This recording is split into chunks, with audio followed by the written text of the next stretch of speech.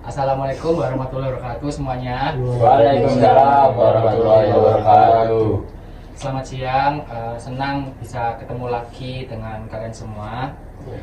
Gimana kabarnya hari ini? Apakah semuanya sehat? Sehat Pak. Sehat Pak. Alhamdulillah. Nggak sehat Pak. Alhamdulillah. Oh sehat? Iya. Kenapa Mbak Titin kok? Capek. Capek. Oh ya. Terima kasih ya Mbak Titin, walaupun badannya tidak sehat atau sedang lelah, Mbak Titin sudah menyempatkan waktunya untuk ke konseling kelompok hari ini. Iya. Nah, di minggu kemarin kan kita sudah membahas tentang peraturan, tentang tahapan-tahapannya nanti yang akan dijalankan di konseling kelompok itu apa aja, terus membahas tentang masalah sedikit-sedikit ya, atau temanya di minggu kemarin. Nah, ada yang masih ingat nggak minggu kemarin tuh bahas tema apa? Agak lupa sih Pak. Lupa ya? Ya. Bapak ingin mengulangi lagi ya. Ya Pak. Jadi kita di konseling kelompok ini akan membahas tentang pertemanan. Jadi di pertemuan kedua kali ini silakan kalian membahas permasalahan mengenai pertemanan kalian masing-masing.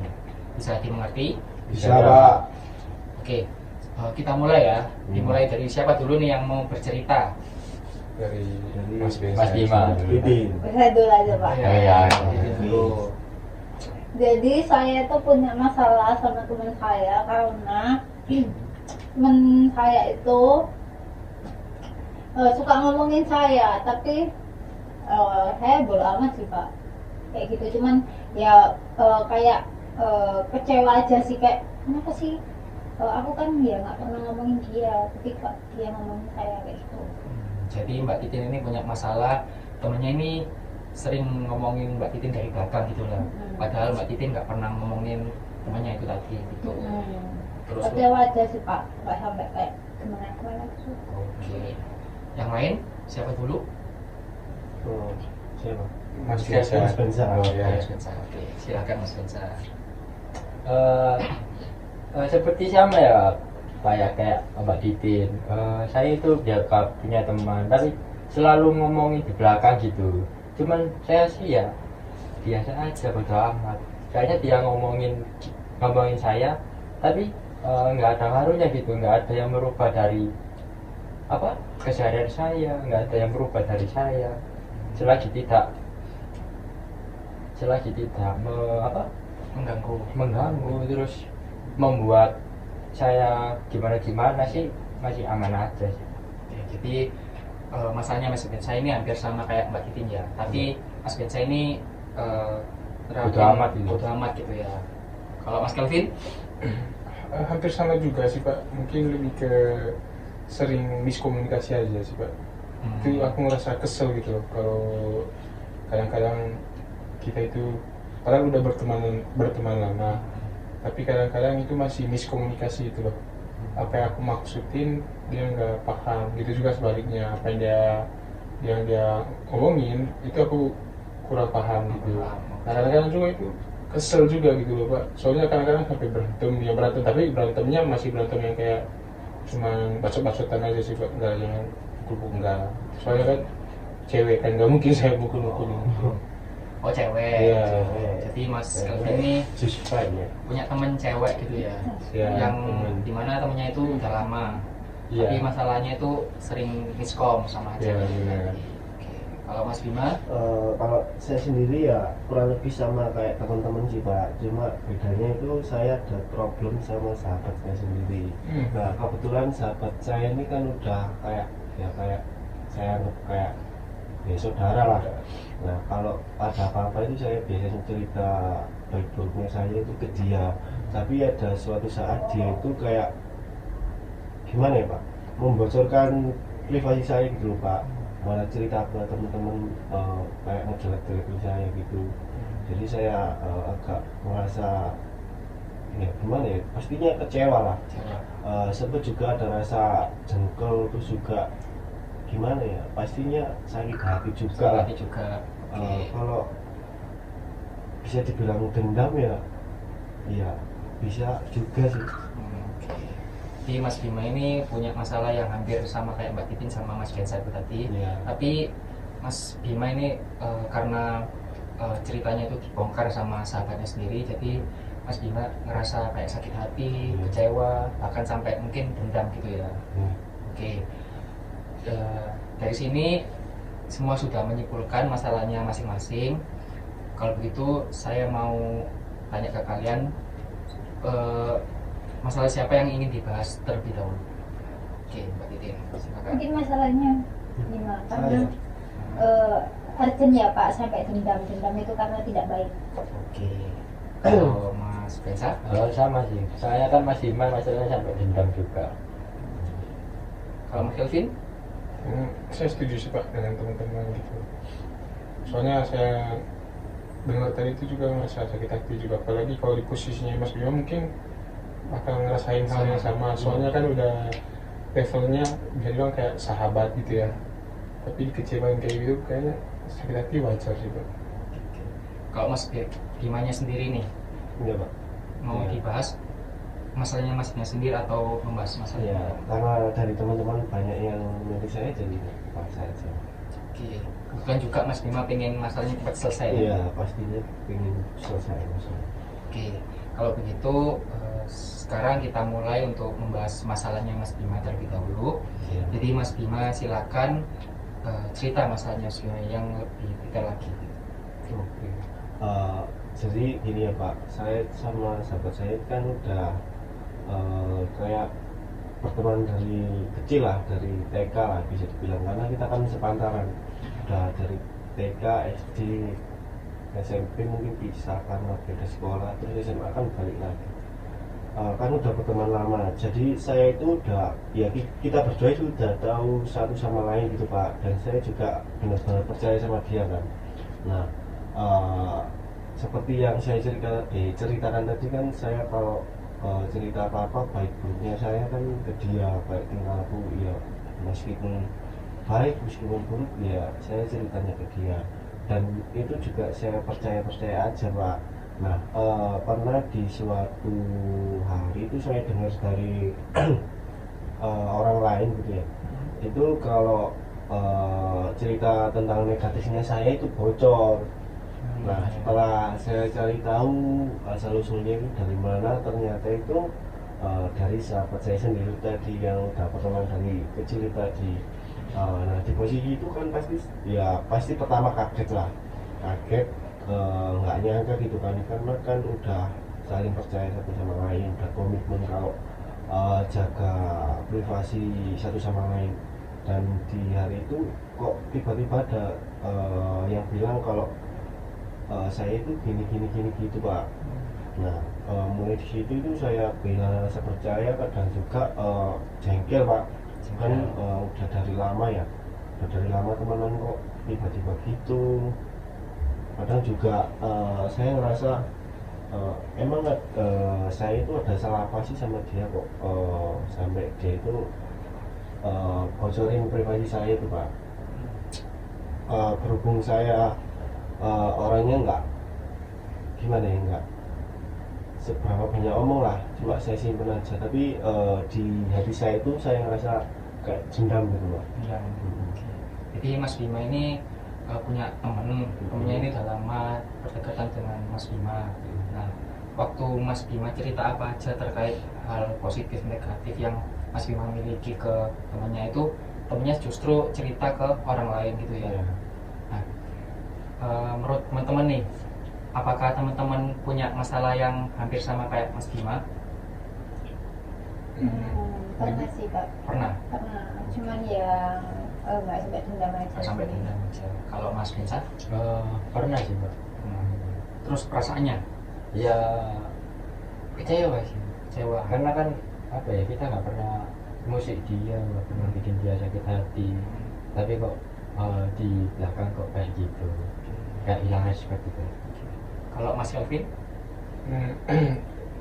Pernah sih Pak. Pernah. Ya jujur juga sebenarnya rasanya sakit hati juga. Sakit hati. Cuman ya aku waktu itu mikirnya kayak ya udahlah, kita juga belajar dari kesalahan, kayak biar jangan terlalu percaya sama orang lain aja gitu. Oke. Nah, Mas Bima waktu tahu nih temannya atau sahabatnya ini menceritakan negatifnya Mas Bima atau bisa dibilang aib ya, aibnya Mas Bima ke orang lain itu perilaku apa yang setelah dilakukan oleh temannya Mas Bima ini, Mas Bima melakukan apa ke temannya? Kayak mungkin habis dengar cerita itu Mas Bima menghindar atau gimana? Yang pastinya ya agak renggang lah Pak, pastinya ya, karena kan udah deket lama tiba-tiba ada problem kan pastinya ya agak renggang meskipun enggak renggang banget. Renggang, mungkin sudah nggak komunikasian lagi? Kalau komunikasi ya jarang lah Pak, Jarang, kita juga jarang. anak cowok kan pastinya ya sekedar keluar bareng gitu. Oke. Nah kalau teman-teman nih, gimana kalau teman-teman punya apa ya? Kayak temennya ini ternyata ceritain aibnya kalian ke orang lain. Perilaku apa yang kalian lakuin ke temannya? Marah sih Pak. Parah. Iya. Ya kalau saya sendiri ya saya klarifikasi dulu sih sama anaknya benar apa enggak. Kalau misalnya dia itu nggak ngelakuin itu, ya saya bawa buktinya. Misalnya ini saya ada buktinya, ya saya bawa aja Pak. Kalau misalnya itu buat dia emang dari awal dia ngaku terus merasa salah, ya kan udah fair masalahnya, nggak perlu panjang. Kalau misalnya dia memang nggak berbuat terus si teman tadi yang udah ngacauin kayak bikin omongan gitu ya, jadi panggil aja biar fair selesai itu. Oke. Jadi Mbak Agustini ingin nentuin dulu atau ingin memastikan apakah cerita itu benar atau salah gitu ya ke temannya yang apa bisa dibilang tadi kayak ceritain masalahnya Mbak Agustin gitu ya. Kalau Mas Kelvin? Mungkin reaksi pertamanya kayak berusaha buat percaya aja dulu sih Pak sama temannya, kan namanya sahabat ya, kita pastikan udah naruh rasa kepercayaan. Kita cerita ke orang, misalnya kita cerita ke seseorang tentang masalah kita, yang pasti kita kan udah kayak naruh kepercayaan kita kan ke dia. Nah jika ya mungkin kita dengar kalau dia bocorin masalah kita itu, ya yang pertama kita menurut saya ya, kalau saya berusaha buat percaya dulu sih sama dia, terus seperti yang setuju sama yang dikatain sama Pak Agustin, klarifikasi dulu sama dianya. Nah mungkin kalau emang benar dia yang ngebocorin, mungkin ada kecewanya, kayak menghindar dulu deh, timbang tanpa sakit hati gitu kan, menghindar dulu. Kalau Mas Bensa kan tadi marah ya. Nah kalau perilaku yang ditunjukin sama Mas Bensa itu gimana? Menghindar atau apa gitu? Ya paling membatasi aja sih Pak. Membatasi. Oke. Nah tadi kan Mas Bima sudah cerita ya kalau temennya ini ceritain aib atau hal yang tidak bisa diceritain ke semua orang, tapi dia itu malah ceritain ke orang lain. Nah, apakah Mas Bima itu percaya sepenuhnya akan cerita itu? Iya Pak, karena kan saya kan orangnya susah percaya sama orang lah. Jadi saya cerita hal-hal itu ke teman saya aja, nggak ke orang lain. Jadi kalau hal itu bocor kan pasti dari dia, nggak mungkin dari siapa Pak? Nggak lagi. Oke. Nah, Mas Bima ini menganggap sahabatnya Mas Bima itu harus seperti apa? Ya nggak usah membodorin gitu Pak. Berarti Mas Bima itu menganggap temannya itu harus selalu selalu tutup mulut atas apa yang Mas Bima sudah ceritain gitu. Apalagi? Udah sih Pak, kan dari awal udah berkomitmen kalau saling jaga privasi gitu ya. Kalau teman-teman nih pernah nggak menuntut temennya untuk selalu tutup mulut gitu akan ceritanya yang udah teman-teman kasih atau cerita ke temannya itu tadi? Kalau menuntut sih enggak ya Pak ya, lebih ke menaruh ke kepercayaan dia. Kalau Mas Kelvin? Sama sih sama bisa kayak naruh kepercayaan gitu ya. Kalau Mbak Agustin? Ya sama sih Pak, karena kan kita nggak bisa nuntut orang buat selalu kayak apa ngerti ke kita kan ya ibaratnya kita harus percaya aja sih, mau dia ngomongin kita atau enggaknya kan itu urusan belakangan. Berarti ini teman-teman pada setuju ya kalau misal kita itu nggak usah berharap ke orang lain atau menuntut orang lain itu harus ini itu atau harus seperti apa ke kita gitu kan. Toh Iya. ya kita sama orang itu beda gitu kan ya. Nah, saya mau tanya nih, emang sahabatnya Mas Bima ini punya pengaruh apa ke kehidupannya Mas Bima?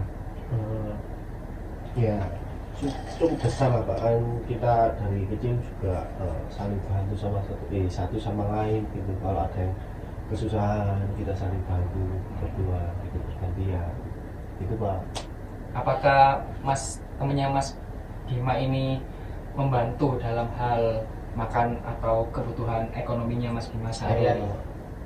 Kalau dibilang ekonomi sehari-hari sih nggak mungkin ya Pak ya. Kalau mungkin dari salah satu dari kita ada rezeki itu kita kayak ngajak makan, praktik gitu loh Pak. Berarti teman atau sahabatnya Mas Bima ini nggak sepenuhnya ada pengaruh buat hidupnya Mas Bima kan ya? Nah, kalau kalian berada di posisinya Mas Bima, adakah cara lain melihat kejadian ini selain menyimpan rasa dendam? Gimana menurut Mbak Agustin? Kalau melihat kejadian ini ya nggak perlu dendam, nggak perlu sampai dendam ya Pak ya. Karena dendam kan itu sudah jelek dan otomatis kan berpengaruh juga. Dan pengaruhnya itu nanti jelek di kita. Kita kan nggak tahu ya, dendam itu bisa sampai kayak kita melukai orang atau apa. Kan sama-sama kayak Mas Bima kan, apa bedanya Mas Bima sama anak tersebut kalau Mas Bima juga mau melakukan hal jelek. Kalau menurut Mas Vincent? Tertampar. Tertampar ya? Iya, tertampar. Iya. Kalau dari aku sendiri sih emang sakit ya Mas kalau di posisinya Mas Bima, apalagi kan udah teman lama, udah apa-apa bareng dari kecil, terus tiba-tiba dia kayak ngelakuin gitu. Jadi kita apa ya Mas ya, rasa percaya kita itu sudah kayak apa ya, udah mau percaya lagi itu susah. Soalnya berteman udah lama aja masih bisa ngomongin di belakang. Jadi ya kalau di posisi Bima ya kalau marah sih iya, cuman lebih baik iya lebih baik ya ditunjukkan lagi aja, lebih sabar lagi, terus dikontrol lagi emosinya. Kalau Mas Kelvin? Jujur aja nggak bisa nilai ya Pak ya. Karena saya pribadi tuh nggak tahu sekecewaannya Mas Bima ini gimana, sedalam rasa disakitinya ini gimana gitu kan. Cuman kalau dari pandangan saya, kalau kayak itu mending nggak usah terlalu dipikirin gitu Pak, malah nambahin beban pikiran ke kita diri sendiri gitu kan. Nah ya kayak gitu. Nah, setelah Mas Bima mendengar pendapat dari teman-teman ini, kira-kira apa yang akan Mas Bima lakukan selanjutnya? Yang tadinya Mas Bima itu menghindar atau menjauh dari temannya itu tadi, apa yang setelah ini akan Mas Bima lakukan? Mungkin dari saran teman-teman tadi kan saya sedikit tertampar ya Pak ya. Jadi mungkin kedepannya ya kan tadi lebih renggang ya. Ya kalau kedepannya mungkin saya pelan-pelan untuk menghilangkan rasa dendam itu aja sih Pak dulu, karena kan pasti agak sulit ya nerimanya itu sih Pak. Kalau masalah bisa arat lagi ya kita lihat ke depannya nanti Bu. Oke. Mungkin Mas Bima bisa apa ya, untuk mengajak atau bertanya dulu atau klarifikasi apakah benar temannya itu bercerita tentang masalahnya Mas Bima itu ke orang lain atau tidak. Bisa dimengerti Mas Bima? Iya Pak, betul. Oke.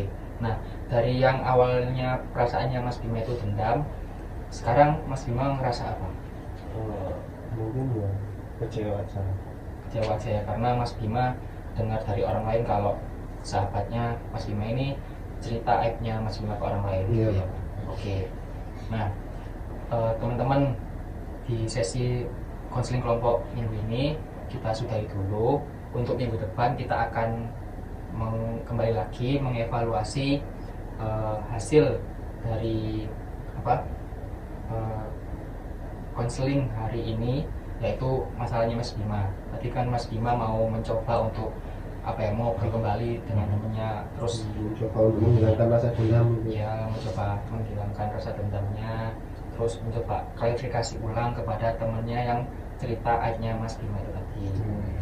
Nah, kita doain semoga masalahnya Mas Bima dan temennya itu cepat selesai ya. Amin. Dan minggu depan kita coba untuk evaluasi hasilnya Mas Bima itu tadi. Oke. Baik, sekian dari saya.